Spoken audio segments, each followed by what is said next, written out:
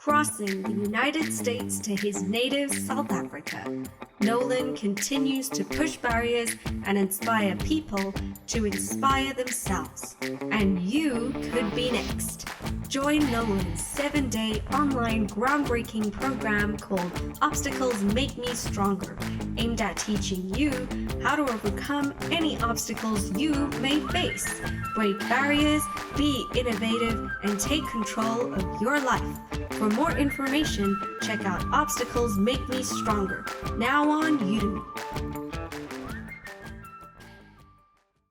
Well, good morning, good afternoon, and good evening, wherever you are in the world, and welcome to Inspirational Journeys Through Life with Straight Talk with Nolan. My name is Nolan Pillay, and I am your host for today. And it's our pleasure and honor to welcome Khomotjo Lizzy Komape to our show. Khomotjo, well, I call her Lizzy because it's easier for me, right? She's 40 years old. Yes. She's 40 years old. No, any name is fine with me. Anyone is fine. Perfect. So, yes. Khomotjo is 40 years old. She started a primary school in 1989 and completed matric in 2000. So she's very young. She studied tourism management, then started her work in the tourism industry as a travel consultant. And now she's working as a front office attendant. She started her journey as the founder of the nonprofit organization called Breaking Boundaries, Women's Health Hub, and a women's health counselor in 2017. And this was in April. So Lizzy, once again, welcome to Inspirational Journeys Through Life with Straight Talk with Nolan. Thank you very much for the opportunity to be hosted by you. It's an honor. Thank you. So we're going to get straight into it, right? And I want to start off with, I've heard a bit of your journey, but I want you to relate it to the audience so that they understand where you came from as well. So maybe just give us a bit of background. Where's home for you? Where did you come from? And then we can go directly into the questions. All right. As I've already mentioned, my name is Khomotjo Lizzy Komape. I'm from a small village called Mampulo, Hamatlala, which is just 45 kilometers outside Polokwane. My journey as a women's health counselor started in 2017, to be exact, after I've had my experience in 2016. 2016, I happened to fall pregnant. By that time, I was 32. So at that age, I was so happy to say, finally, I'm going to be a mother. You know that everyone's dream is to have that family structure. That mother, if you're a woman, you prefer to say, okay, let me just find myself a husband, someone who's responsible, someone I can raise a family with, someone who will be there for me always. And also, as part of that family, you're going to have additionals, which are the kids. Absolutely. So I happened to fall pregnant.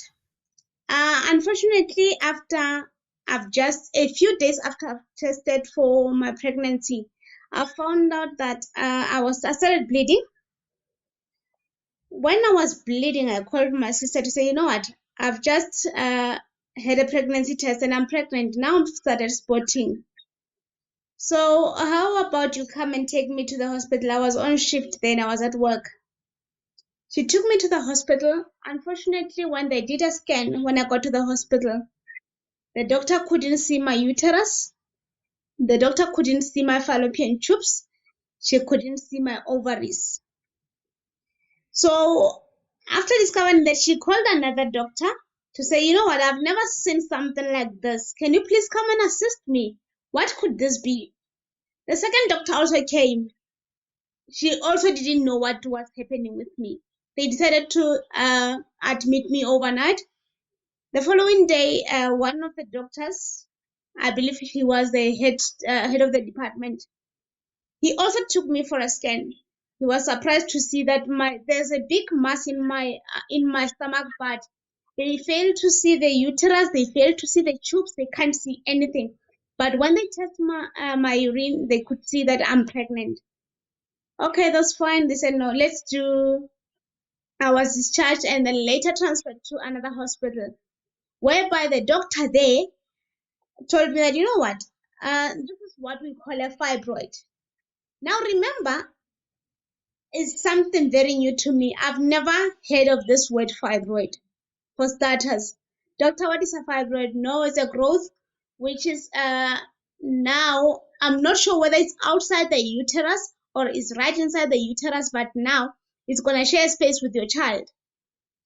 After that, the doctor told me, you know what, we're going to have to monitor your pregnancy very closely. So after that, I started going in and out of hospital, going for checkups. After going for checkups, they told it was the end of August, the beginning of September. That's when they told me that, you know what, we do not have a choice, but we have to induce labor as the child is normal. Wow. You just lost the child, there's no heartbeat. That was so devastating. I've never had such an experience. I've never felt that much pain in my life. Now they had to induce labor. After inducing labor, the child couldn't come out the very same day. It took me about 8 days for them to take the baby out because the uterus has closed the path towards my cervix, so they couldn't do anything. So after about 8 days, the baby came out naturally. Now the baby's out. I'm left with this uterus right inside, with this fibroid inside my uterus. Now, doctor, what are we going to do with this? They said, no, we'll start taking treatment for that. After that, I went for treatment. I went to another hospital though. They started giving me treatment. They gave me what we call Zoladex so that it can shrink that fibroid. Unfortunately, the fibroid decided not to shrink. It didn't respond to the treatment. What it did, it grew 2 times. Usually I think it was 2 times bigger than the size that it was before. Because the first time when they checked its growth, it was about 7 centimeters. Now it was 14 to 15 centimeters. Then they said to me, after, it was in September when I lost my child. October, I went for treatment. The beginning of November 2016, I was on shift. It was on a Sunday. I started bleeding. And remember, when you have got fibroids, one of the signs is a painful hip. Sometimes when that hip is painful, you can't move, you can't do anything. If you are standing, you're just going to stand like that. Unless someone comes and helps you because it's very, very painful. And I started bleeding. When I started bleeding, I just said, you know what? Let me just go to, like, it was on a Sunday. I went on shift. I was changing my sanitary towel and every hour now. The following morning, on Monday, I'm still bleeding. Now it's getting worse. It's no longer an hour. It's about 30 minutes now. I called one of the nurses who were helping me with the treatment at Polokwane Hospital. She said to me, can't you come now? I said, okay. On Tuesday, I went to the hospital. When I got there, they just told me, you know what, we're going to admit you. The doctor who was on duty then, he just said to me, you know what, there's nothing we can do about this. Let's just do a blood transfusion and let me call my fellow doctors and see what can we do with this, because now we tried shrinking it. It didn't want to shrink anymore. We tried every trick in the book. Now it's not responding. I was admitted on Tuesday. On Friday, they gave me papers to sign. Khomotjo, you don't have a choice. However, We are not sure what we are going to do in the theater. It's either we're going to do hysterectomy or myomectomy. I thought I knew English. Then now I realize that, you know what? I don't know English at all. Doctor, what is hysterectomy? What is myomectomy? What are you talking about? And then he says to me, hysterectomy, what we are going to do, we are going to remove the womb, the whole womb. If we're doing myomectomy, we're going to remove the fibroid alone and then leave the womb. You know, the way I was sick. I didn't even care what procedure they're going to do on me. The only thing I wanted was to be well again. The only thing I wanted to be was to be my old self again. On Friday, Lizzy, I signed the paper. I want to stop you right there before you carry on because I'm getting I've got goosebumps. And I don't want to go into the hysterectomy part at this stage. I want to go back a little when you said that Yes. your baby came out 8 days later. So I just want to touch on that. So are you saying for 8 days the baby was in you but not alive? Yes. The baby was right inside me, and there was no way they can remember. I'm carrying a fibroid and a baby. Yeah. The doctors who were on duty then, one of the doctors, I remember, she told me, you know what, I'm scared to take you to theater because already you are weak. And I can't take you to theater not knowing how am I going to take out this fibroid. Remember, not every doctor is specializing in fibroids. Yeah. Not every doctor understands how to take that out. So for those 8 days, I was in pain. They tried every method. I remember one of the methods they mentioned was called a balloon method. That was one of the most painful things I've ever experienced. They kept on giving me medication. I was not responding to the medication at all. The baby was not moving. She was just right on top of the fibroid. And remember, the fibroid has closed the path which the baby is supposed to come out. Yeah. So that was one scary moment for me. And by then I can say, yeah, excuse my ignorance though. Could they not have done like a C-section or something, just so that you don't be in that pain? the C-section was very scary for them because taking me under the knife then, my body was weak, number one. Number two, the doctors who were on duty then, they didn't know how to take this fibroid out. Remember, not every hospital has doctors who are qualified to take out those fibroids. And not every hospital specializes in major surgery such as hysterectomy, such as myomectomy. Okay. So, yeah, that's what stopped them to do a C-section because they didn't know, okay, if we take out the baby and she starts bleeding heavily. Remember, the only thing they were fearing was that I was going to lose my life. That was one scary part.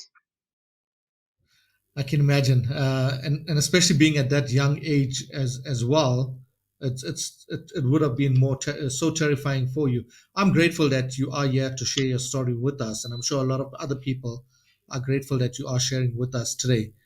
So and may the baby rest in peace. I know this happened at a very young age for you as well, but no mother should have to go through what you actually went through, and that's why we're having conversations like this, because we will talk shortly about uh, hysterectomy and the dangers around it, and you're going to make us a bit more aware. So let's get straight into hysterectomy, right?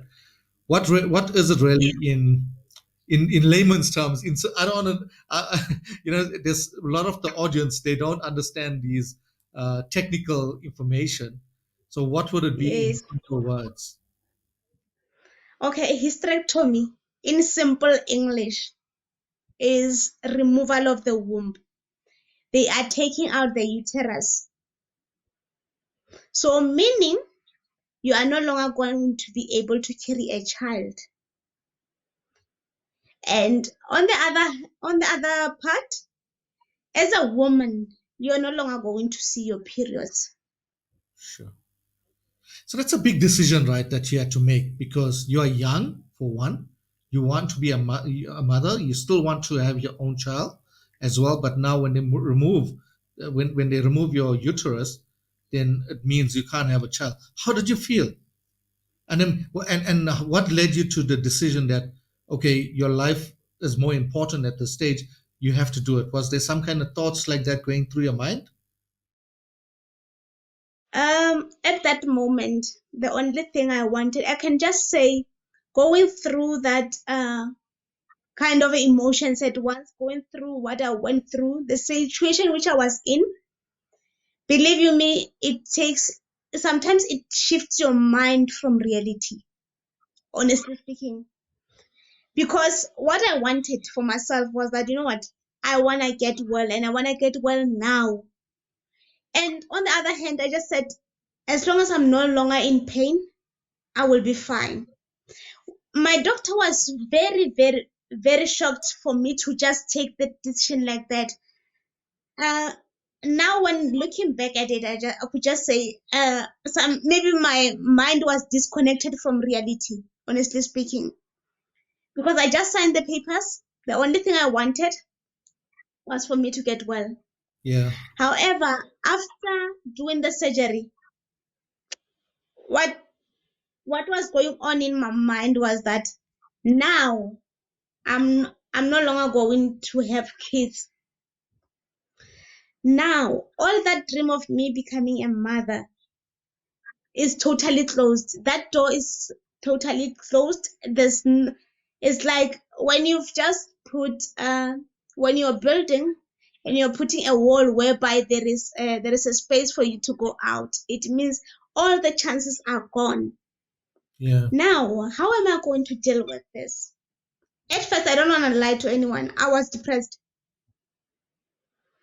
And I'm one kind of person, personally, those who know me personally, my family, they know that I'm a very bubbly person.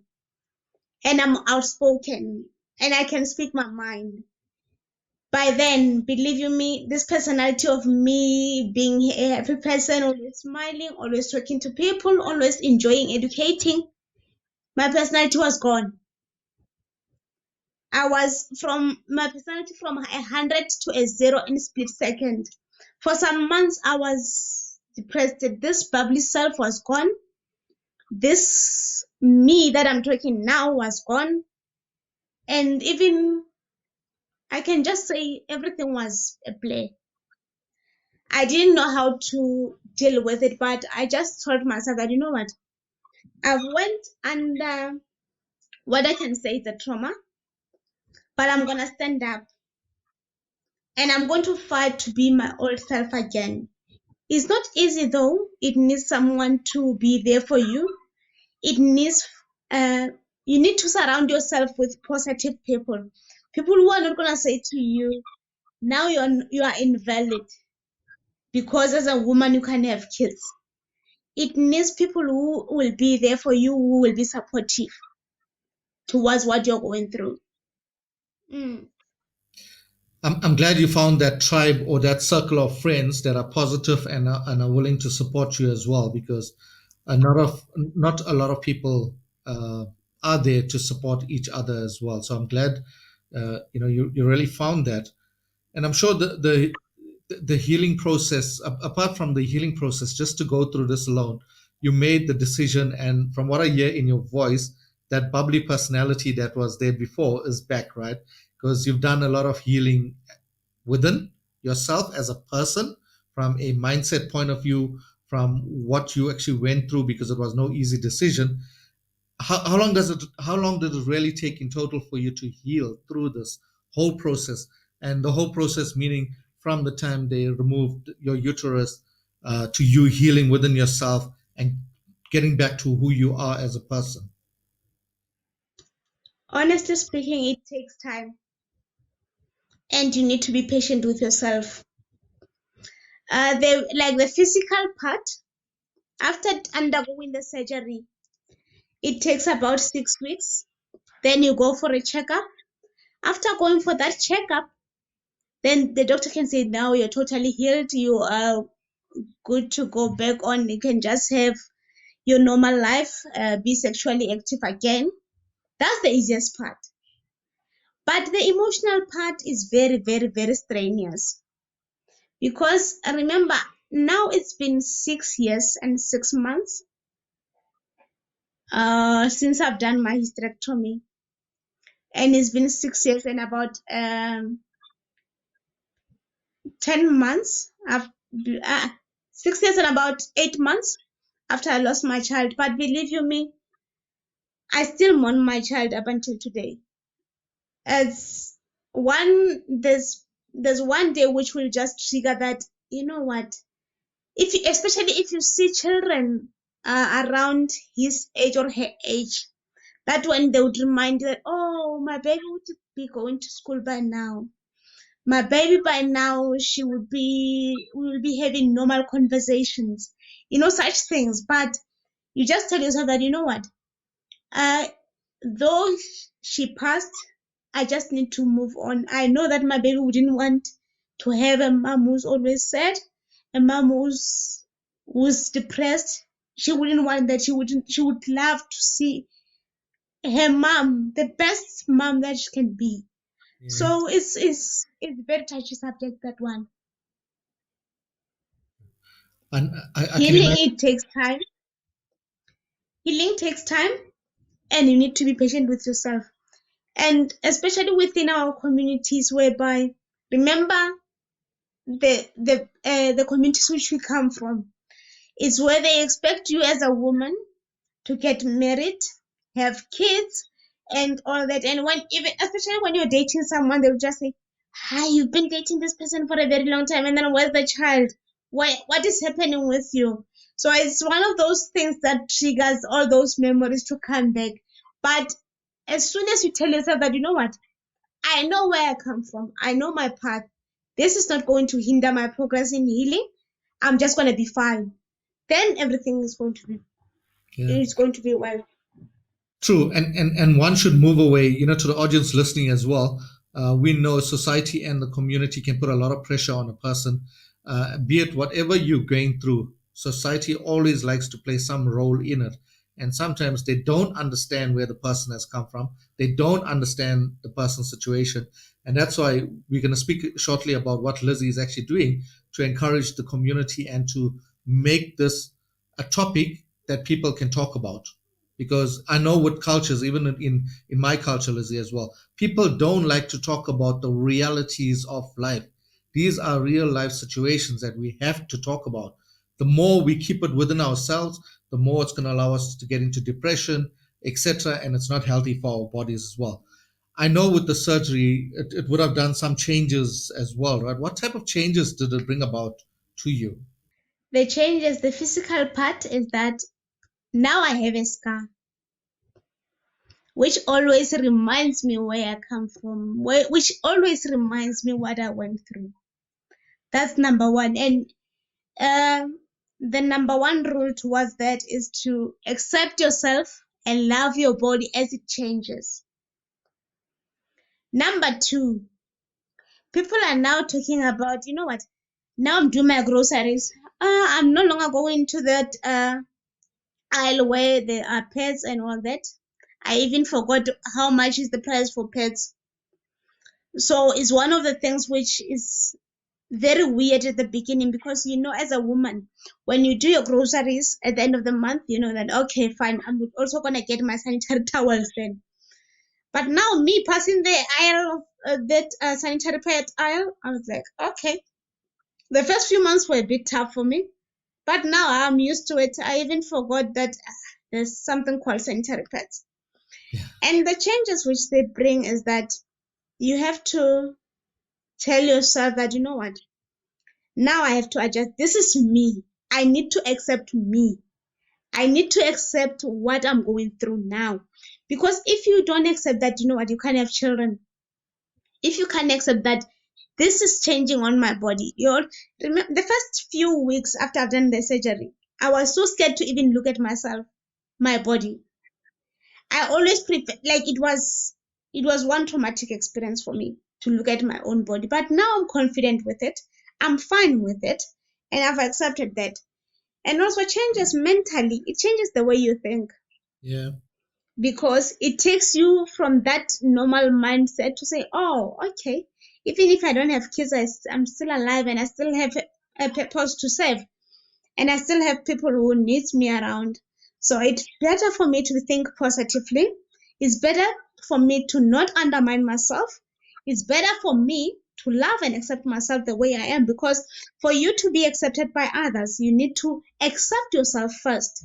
So if you feel sorry for yourself, this is one hard journey to go through if you're feeling sorry for yourself, because you're going to end up sinking right into depression. Yeah.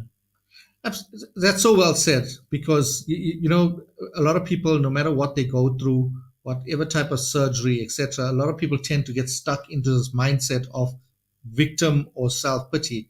But sometimes we don't know what's really going to happen to our bodies, why it's happening with us. So there's times where we need to pick up the pieces and move forward, irrespective of whatever we've gone through. Yes, it really is going to be tough. It really is going to be hard, but we can't stay stuck in that depressive state all the time. And you, like you rightfully said, there will be reminders when you see small children playing around. You start thinking about your own child, etc. But you've programmed yourself in such a way now to really understand that at that point a decision needed to be made, and your life was priority. And I'm glad you made the decision in that way as well.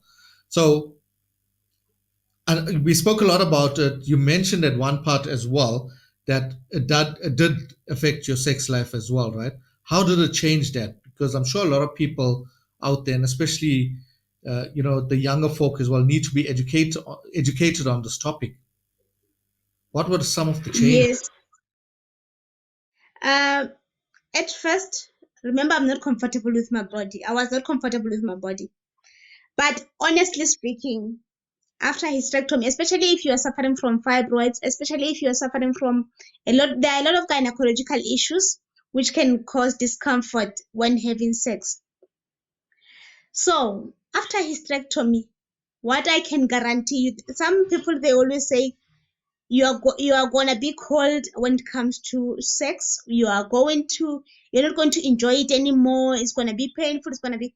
There is nothing like that. Can I tell you that after I've done my hysterectomy, I enjoy sex more than ever. Wow. It's much better than the way before, because before, when I had to have sex, I was like, okay, now I'm gonna have sex. I was just having sex because I have a partner who also has sexual needs. But I couldn't meet that, but just because I want him to enjoy being with me, I did that. But now I'm doing it because I also enjoy it. Yeah. It's very much better than before when I was still sick. And there's one other myth which they say about hysterectomy, that you are no longer a woman. You are still 100% a woman. Exactly. It's still 100% a woman, and no doubt about that. I mean, because if you look at even the males as well, males go through certain things within their body as well. It doesn't stop them from being a man, right? So why should a Yeah. hysterectomy stop you from being a woman? So we're still who we are, and we're still these unique beings as well. Before we move on to your foundation, was there any medication that you took after the surgery? Because you mentioned that when you finished first found out about it, they gave you some medication, but that medication didn't stump the growth of the fibroid. It doubled it, right? It increased it. Yes. Are you taking some kind of medication now after surgery? And are you afraid of the medication, or are you okay taking it? No, there's no medication after. Okay. Okay. After that, the only medication they can give you is to control the hormones. Remember, now that's because just because the uterus is out, there can be hormonal imbalance. The only thing that they can prescribe, and which is not going to be a permanent thing, is hormonal. Is the medication to balance the hormone, which I didn't take. I opted not to take. And also, there's no medication which they can give you because you are not sick. It's like now I have a thorn, they take it out. Then once that what do you call that wound is closed, then I'm healed. It's the same way as hysterectomy. You are no longer sick. You are just a normal self, a normal woman, just like everybody else. You are not sick. You're not supposed to be on chronic medication. You're not on anything. It's just that, okay, they took my uterus out. It was sick. Now I'm perfectly normal. Wow. That's so well said, Lizzie, the way you look at life and your outlook as well. And I think this is helping a lot with who you have become as a person and where you are now in your journey. Now, to the audience that has just tuned in, or if you just at this part of the interview, so Lizzie has been through a hysterectomy. She had a baby in her that was there for 8 days, that was not breathing at all. So she went through some painful experience. But what I liked about Lizzie when we first spoke was she's taken her experience, her journey through life now, and she wants to help other women that are in similar situations and also their partners, to allow their partners to understand what a woman goes through. And she started a non-profit organization, and this is where we could do with a lot of support from everyone else. Her non-profit is called Breaking Boundaries Women's Health Hub. Tell us a bit more about what's your plan for the nonprofit and where you are in this journey. I know you do a lot of talks. I've seen some of your postings as well, where you're speaking to people, and especially in the communities. If you're in a close-knit community, subjects like this or topics like this are kind of seen as taboo or one shouldn't talk about. But we are in 2023 and one needs to address these topics. Tell us a bit more about your foundation, Lizzie. Okay, Breaking Boundaries Women's Health Hub. Mainly, we are dealing with educating women, giving counseling, pre and post-op, like for surgeries, not only hysterectomy, like for your mastectomy. Mastectomy, I'm talking about removal of fibroids or cysts, and also mastectomy, removal of breasts. Because as I went through that journey, I realized that there is no support at all. There's no counseling at all. I went to the hospital. They just told me you're gonna have this, you're going for surgery. Sign here. I just signed. Went to theater, came back. Okay, take your medication, take your meds, come for your 6 weeks checkup. Went for my 6 weeks checkup. Then that was it. But there's no one to address that issue emotionally. Someone needs to unpack for you that, you know what, this is normal. Your body was sick. You had to get treatment. You need to get treatment. Remember, gynecological issues, they are regarded as taboo. We do not speak about them. Such surgeries, now, I remember when I first started in Breaking Boundaries Women's Health Hub, one of my friends said to me, are you right upstairs, or maybe you just lost your marbles somewhere? And I just told her, you know what, I'm starting this, and believe you me, 10 years down the line, I would have helped more women than I'm trying to get. Because firstly, I thought helping 10 women will do. But now, I just realized that, it's been 6 years I've been doing this. I've counseled a lot of women. I'm still doing that. But I just realized that we still have a long way to go. Remember, as South Africa, we do not have such services. We do not have counseling. What up if, as South Africa, as one of the well-established countries, not really the first world country, but we are more advanced in a lot of things. Remember, if we do not have such services, what about the woman in Zimbabwe? What about the woman in Lesotho? What about the woman in Swaziland? Remember, they are women, just like me, just like the lady next door. They are women. We carry children. We raise children. We are mothers. We are expected to have kids. We are expected to be healthy. And if we do not have such services, how are we going to do that? So my aim and my vision is to see every woman being comfortable about discussing gynecological issues, being able to get treatment. Because now there's one thing which I've just established in one of my posts, just like it was last week, I realized that a lot of women, they do not go for treatment. They opt for self-medication, which is not working at all. We lose a lot of lives, Nolan. I'm telling you, we lose a lot of lives because of the stigma. Remember these topics, they've got stigma. Yeah. Now they say to you, let's say we are within the community, they say, that one, she doesn't have kids, she doesn't have 1, 2, 3, 4. Maybe she is a man or something like that. There will always be stigma around such topics, and we need to eradicate this stigma. So the aim of the NPO is to educate women, give them self-confidence to treat such illnesses, and also get them healthy. You know, if you get a treatment, there are a lot of survivors out there, though they're not vocal like me, but there are people who have survived such cases. There are a lot of women who have beaten cervical cancer. There are women who have survived against breast cancer. There are women who are still fighting these diseases, and they're still making it because they opted to have a medical attention. Absolutely.